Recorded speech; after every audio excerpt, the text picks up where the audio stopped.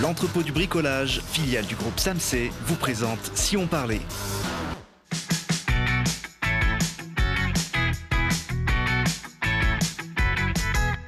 Ouais, parce que c'est important de regarder aussi ce qui se passe près de chez nous. Télé Grenoble vous donne la parole tous les jours, du lundi au vendredi à 18h15, 20h15 et 23h15. Aujourd'hui, avec nos invités, on va danser à l'occasion du festival Who Got the Flower, faire de la musique assistée par ordinateur et apprendre à créer son entreprise. Et pour parler de ces sujets, je reçois presque au complet l'association Next Step. Bonjour à tous. Bonjour. Alors derrière, il y a Nicolas et Léo. Et en première ligne, pour parler du festival Who Got the Flower, Geoffroy Durochat et Charlie Bellemin. Bonjour à tous les deux. Bonjour. Salut. En face de vous, Tom, alias Choumac Dob. Bonjour Tom, musicien. Soumac, ouais, c'est pas facile à prononcer. J'ai déjà du mal avant l'émission, j'ai du mal pendant. Musicien électro, qu'on va découvrir tout à l'heure et qui sera en concert en fin de semaine à Grenoble puis à Crolles. Et puis à côté de vous, Emmanuel Vauquois, c'est plus facile à prononcer, Vauquois, enseignant, chercheur à l'IUT de Grenoble. Emmanuel, l'IUT qui organise cette semaine une compétition un peu particulière, les 24 heures pour entreprendre. Alors contrairement aux célèbres 24 heures du Mans, ça ne se passe pas en continu. Vous, vos 24 heures, vous les divisez en 3 jours. Bah oui, quand même, on les laisse dormir un petit peu, ces étudiants, parce qu'il faut qu'ils puissent tenir jusqu'à la soutenance qui aura lieu jeudi matin. Et donc, voilà, on les attend de pied ferme, les 150 qui vont nous présenter leurs 22 projets pour les sensibiliser à la création et leur montrer que c'est à leur portée. Alors derrière vous, il y a Anne et Maëlle qui sont 2 étudiantes, non pas qui vont participer au concours, mais qui font partie de l'organisation. Est-ce que c'est organisé pour des étudiants et par des étudiants? Tout à fait, parce qu'en fait, l'intérêt, c'est aussi de les confronter avec le regard des professionnels. Et tout au long de ces 24 heures, ils ont à la fois des coachs chefs d'entreprise, des coachs en finance, qui vont en fait les aider à rendre opérationnel leur projet. Et grâce en fait aux étudiants de première année, on peut les accueillir dans de bonnes conditions et les faire participer aussi au jury. Alors 3 jours pour créer son entreprise, c'est pas beaucoup, mais ça fait partie du deal de l'exercice. Ils sont libres de choisir le domaine d'activité qu'ils souhaitent? Tout à fait, on les met dans les conditions qui consistent à dire qu'ils vont travailler avec les personnes de leur choix, donc ils constituent leur équipe. Ils choisissent un thème que l'on valide malgré tout, dans la mesure où on veut que ce thème puisse être quand même faisable, entre guillemets, et que, voilà, en l'espace de 24 heures, ils puissent quand même en cerner les contours, ce qui nous amène parfois à, en effet, rejeter certaines options qui sont trop complexes et qui ne pourraient pas mener à leur terme. Il y a un jury, si c'est un concours, j'imagine qu'il y a un palmarès, il y a des gagnants. Tout à fait, ils vont être sélectionnés par 8 jurys avec 6 finalistes qui pourront concourir pour 3 prix différents. Le prix professionnel, le prix de la faisabilité qui est chapeauté en fait par le Crédit Mutuel qui va leur offrir des lots somptueux. Et ensuite, un prix coup de cœur qui nous permet voilà, d'associer un petit peu le projet qui a relevé un petit peu de l'unanimité, mais sans faire partie des 2 autres catégories. Alors, ça fait plusieurs années que l'IUT de Grenoble organise ce concours de création d'entreprise pour ses élèves. Est-ce qu'il y a déjà eu des débouchés? C'est normalement fictif, mais vous avez déjà eu des projets qui ont fini par aboutir? Alors, en tant que tel, pas forcément. En revanche, maintenant, avec le recul, puisque c'est notre 5e édition, on s'est rendu compte que beaucoup d'étudiants avaient suivi par la suite éventuellement des formations en entrepreneuriat et on fait appel, bien évidemment, aux anciens pour venir témoigner de leur création. Et en fait, on se rend compte que ça suscite un réel engouement. C'est très valorisant.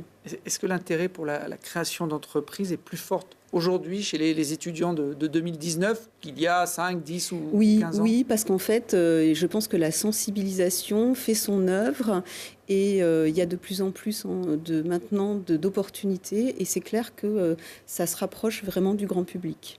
Alors, ils ne sont plus vraiment étudiants, mais ils l'ont été il n'y a pas encore si longtemps. Et Geoffroy est passé par ce genre d'exercice. J'ai été à l'IUT de Grenoble.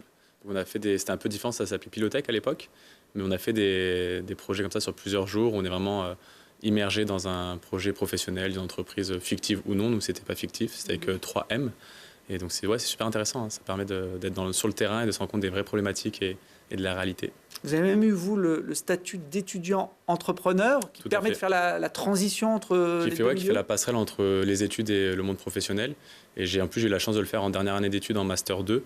Et ça m'a permis de déboucher, bon, on en parlera sur le festival aussi, ça m'a donné du temps et des outils pour développer le festival sur sa première édition. C'est-à-dire qu'à la place d'aller à certains cours, l'université vous laissez du temps pour développer votre entreprise. Ça peut être ça aussi, mais il y avait des horaires aménagés, des parcelles qui pouvaient être décalées, du temps, effectivement, ou même des professionnels qui pouvaient nous accompagner pour nous aider au niveau de la comptabilité, au niveau de la communication. Il y a vraiment un package, on va dire, assez complet pour nous aider à faire le petit pas qui manque pour passer dans le monde professionnel. Ouais, parce que la création d'entreprise, ça demande des compétences dans beaucoup de domaines. Il y a des points noirs, là où les étudiants ont le plus de lacunes, par exemple, je sais pas, le juridique, la compta. En général, la compta, c'est un point sensible. C'était pareil pour Geoffroy. Je suis en train d'y penser, c'était plutôt le juridique, moi. Ouais. C'est quelque chose que je n'avais pas fait dans mes études, donc je n'avais pas forcément de connaissances. Et on se rend compte qu'il y a vite des barrières juridiques qui se mettent en place. Et là, j'avais aucune connaissance, donc j'ai été accompagné notamment sur ce point-là. Compta, ça va, c'était pas pire. Les parents poussent aujourd'hui leurs enfants à se tourner vers la création d'entreprise. Ça peut aussi faire peur. On préfère, quand on a des enfants, les voir partir sur un métier entre guillemets fiable et de salarié plutôt que de se lancer un peu à l'aventure. Je pense que ça a changé quand même les mentalités. Et puis, nous, on essaye aussi de transmettre le message qu'il faut essayer. Et d'ailleurs, l'échec n'est pas forcément non plus une mauvaise chose. Et souvent, même les grands patrons d'aujourd'hui n'ont pas forcément réussi du premier coup.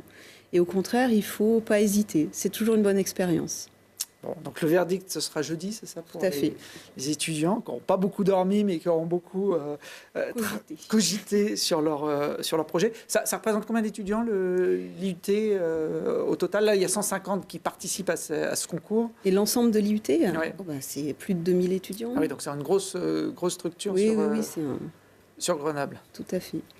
Très bien. Alors, organiser un festival, je ne sais pas si ça peut se comparer à un job de chef d'entreprise, mais c'est un peu le cas. Il faut faire de la compta, il faut faire du marketing. Je pense que ça touche à tous les pôles, ouais, que ce soit compta, marketing, organisationnel, gestion humaine. Enfin, non, ça peut être comparé à une entreprise plus sympa, peut-être, et plus à la cool entre copains, mais non, c'est un taf à plein temps. Ouais, vous avez même des clients, les spectateurs qui viennent Tout à fait.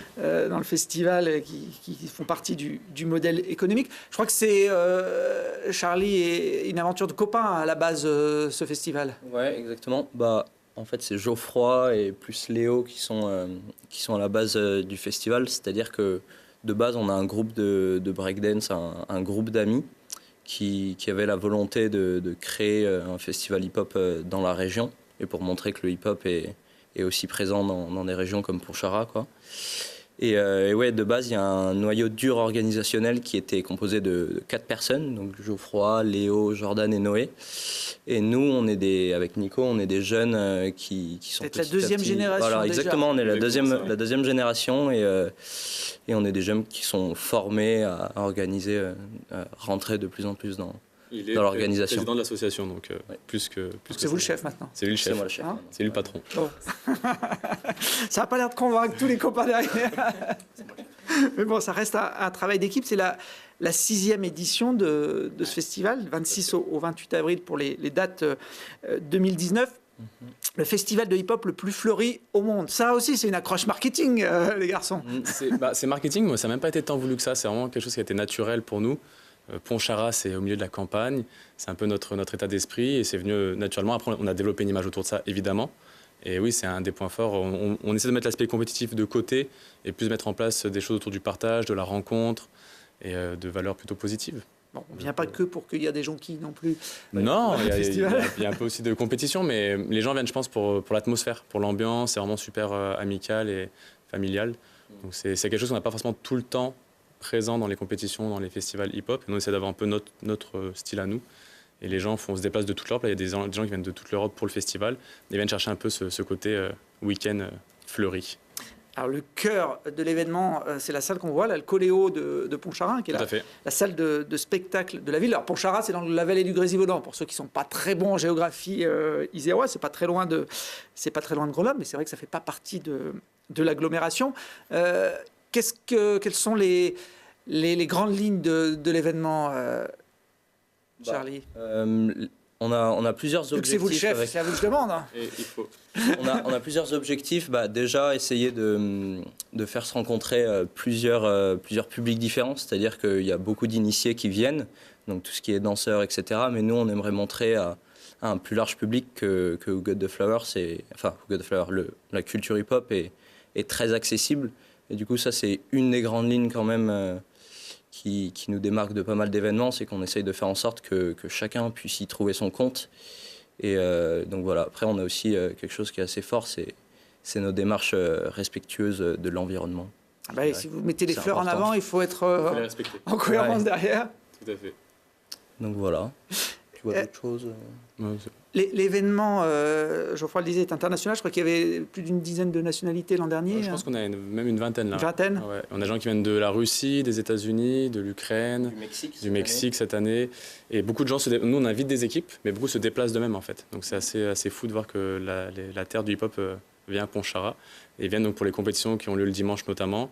Après il y a The Collab, c'est un événement le samedi soir, c'est musiciens en acoustique et en live avec des danseurs en improvisation. C'est un peu le grand temps fort. Et le vendredi soir, c'est une soirée où tout le monde peut danser. Là, on mélange artistes et public. Alors, c'est de la danse, mais hip-hop, le breakdance, c'est sportif. On le voit sur ces images. On est plus là proche de la gymnastique que de la danse classique. Il y a un juste milieu, on va dire. Effectivement, il y a un aspect très physique et sportif. Mais il y a aussi un aspect originalité, créativité, musicalité qui fait qu'on se balade entre les deux, en fait. C'est pas que du sport, c'est pas que de la danse, c'est un mélange des deux. Là, on voit Lil Zou, c'est un Marocain qui a gagné le championnat du monde l'année dernière, donc il est champion du monde en titre.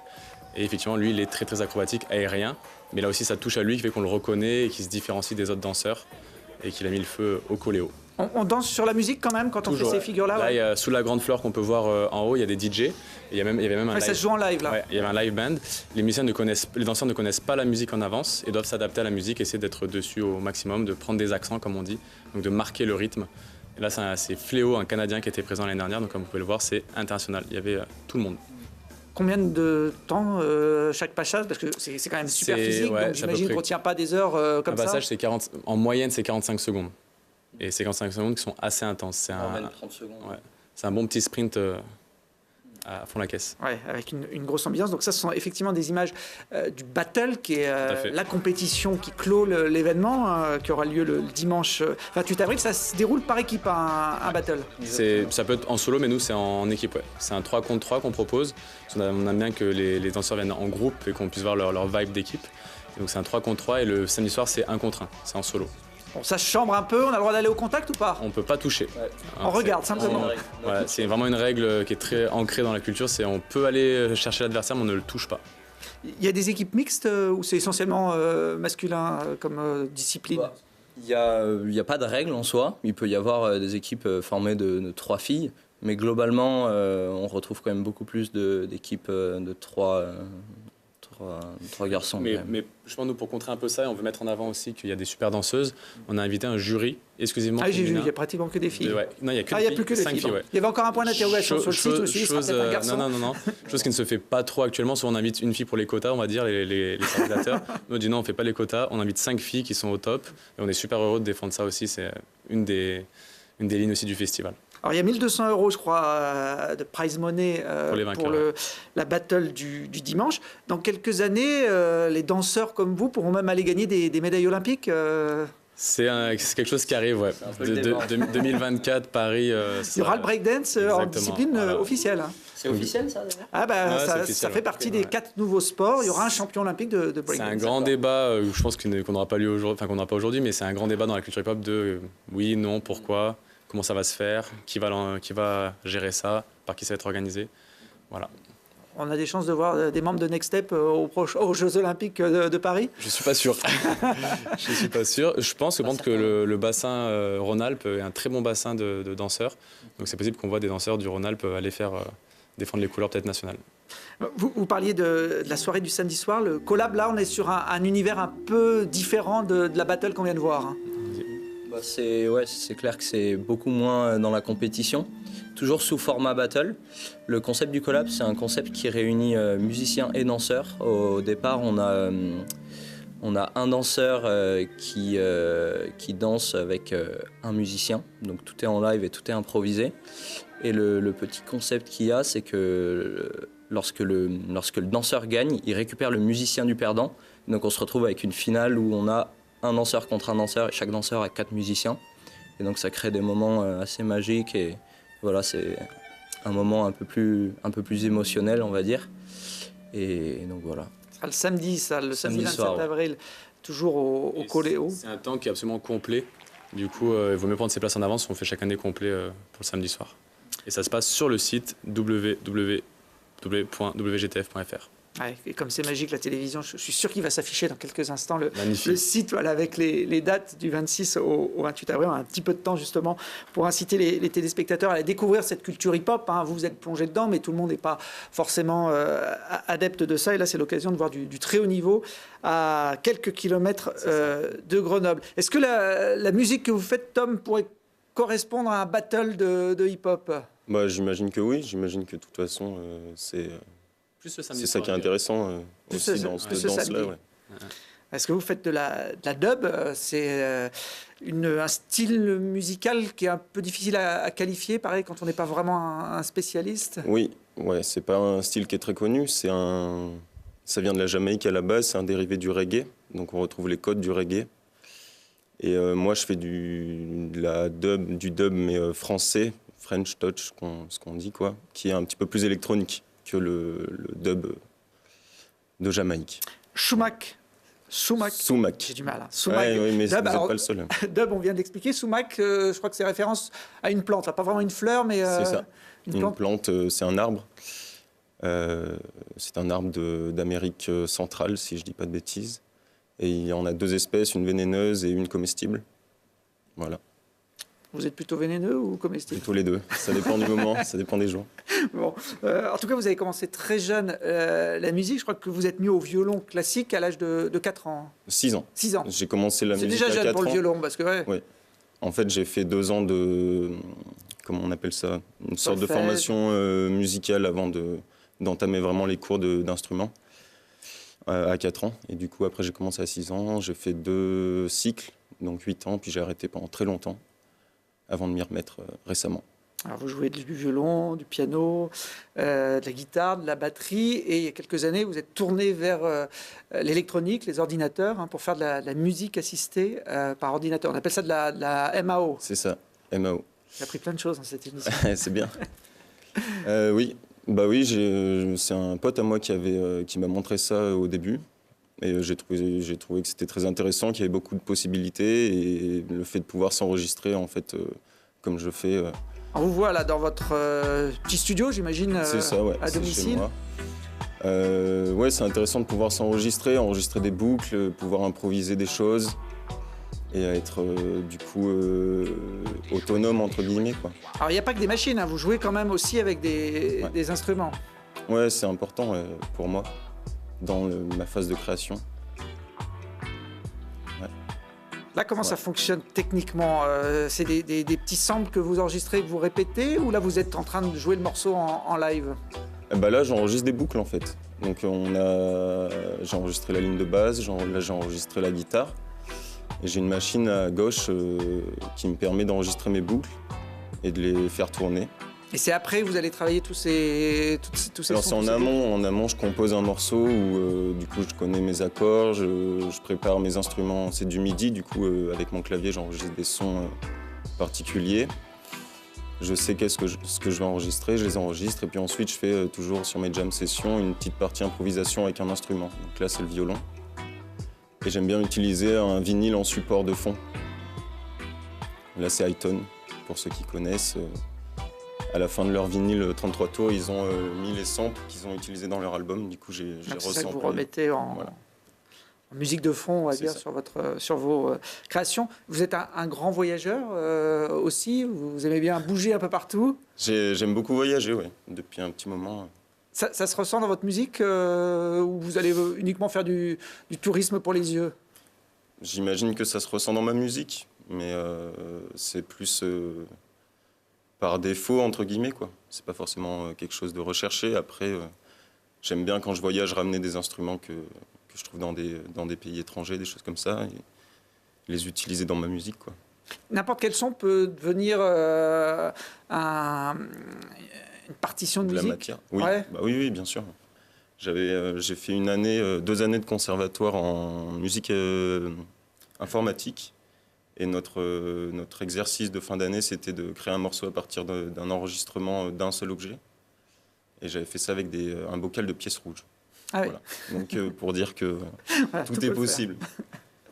Bon. Alors là, on vous a vu dans votre petit studio, mais on pourra vous découvrir, pour ceux qui ne vous connaissent pas, sur scène cette semaine à Grenoble. Je propose de regarder ce petit extrait de Schumack Dub en live. À la fin de l'émission, j'arriverai à le C'est dire. pas mal, non, ça va. C'est de mieux en mieux.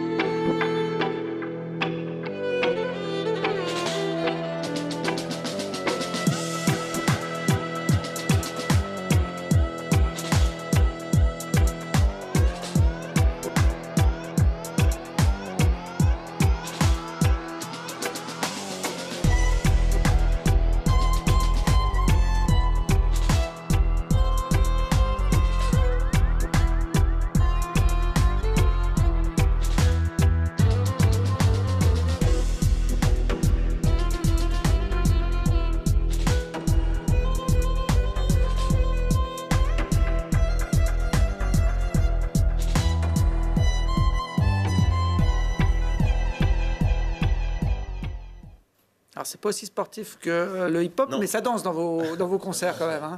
On est transporté. On essaye. Bon, On essaye de se battre un petit peu pour faire mettre- danser le public. pour mettre l'ambiance. Donc, ce sera ce jeudi 11 avril devant le musée de Grenoble, Le musée, hein, ouais. en live, en extérieur, un concert Extérieur, gratuit. ouais. Avec Sadji et Zalem. Salem qui fait du didgeridoo, si je C'est me ça, souviens et bien, qui qui était joue venu un maintenant, jour avec son instrument sur ce plateau. D'accord, bah oui, c'est ça. Et il joue maintenant, il a intégré le groupe de Sadji, qui sont des amis. Ça va être une bonne soirée. Donc c'est Et gratuit. c'est gratuit. Ça fait partie du Festival, qui est un festival dédié aux arts de rue, mais aussi à la musique. C'est la première soirée du festival qui se poursuivra jusqu'à dimanche dans les rues de Grenoble. Il y a beaucoup de spectacles programmés. Ça se terminera dans le jardin de ville avec un marché de créateurs. Et puis vous serez également en concert pas très loin de Pontcharrat, dans la vallée du Grésivaudan, samedi soir. C'est ça, à Kroll. Une soirée organisée par Capocaz, si je dis pas de bêtises. Ah, ça Voilà, sera- avec BO Dub et puis le rap de demain. bon, ce Ce sera sont aussi des très bons amis tous. Ce sera une soirée amicale à la salle du C'est ça. Projo à Crolles. Et puis, vous nous aviez amené votre dernier album, je crois qu'il est sorti l'an dernier, qu'on a vu là. Je crois que vous l'avez aussi en version vinyle, forcément. Oui. Ah oui. Ça fonctionne, ça? Les gens achètent encore des outils pour écouter des vinyles? Alors à mon échelle, ça fonctionne. Après, moi, c'est mon expérience, mais oui, c'est la première fois que je fais presser un vinyle sur un album et c'est ce que les gens demandent le plus en fait. Voilà. Et il est disponible à OCD, d'ailleurs dans tous les OCD de France Et donc de Grenoble, et de Grenoble. forcément. Voilà. Ça vous inspire, Geoffroy, pour danser la musique de Tom? Carrément. Ah ouais, en plus avec la petite option violon dessus là, Ah, ça le fait bien. c'est le petit plaisir, ouais. Non, carrément. Ça le fait bien. Je sais que le hip-hop, finalement, se marie avec tous les styles et même avec la chanson française. Ça, ce sont des images qui vont évidemment vous parler, Geoffroy. J'étais pas au courant que ça allait. Effectivement, ouais, je suis sur un projet chorégraphique avec Lionel Damei qui s'appelle Émouvoir. On a joué les premières à la salle René Proby à Saint-Martin-d'Air. Ah, Et là, c'est donc piano, c'est voix, parole à texte. la chanson à chanson texte, pardon. hip-hopée. C'est ça. C'est comme ça que Lionel Damei la présente. C'est un auteur-compositeur grenoblois, Lionel Damei, qui est effectivement dans un univers très différent du vôtre à la base, mais À la base, ouais. le mariage fonctionne bien. Et puis il y a pas mal de rencontres au final, à part les cheveux, effectivement, comme dit Léo. Mais, Ils sont taquins. vous entendez pas tout ce qu'ils disent juste derrière nous, mais effectivement, ouais. Mais c'est un super projet. Bon, cet extrait là s'appelle Émouvoir, vous pouvez le retrouver en ligne notamment. Merci à tous les 8, d'habitude c'est 4, mais là on était 8 pour cette émission. Et puis nous on se retrouve dès demain pour d'autres aventures. Salut.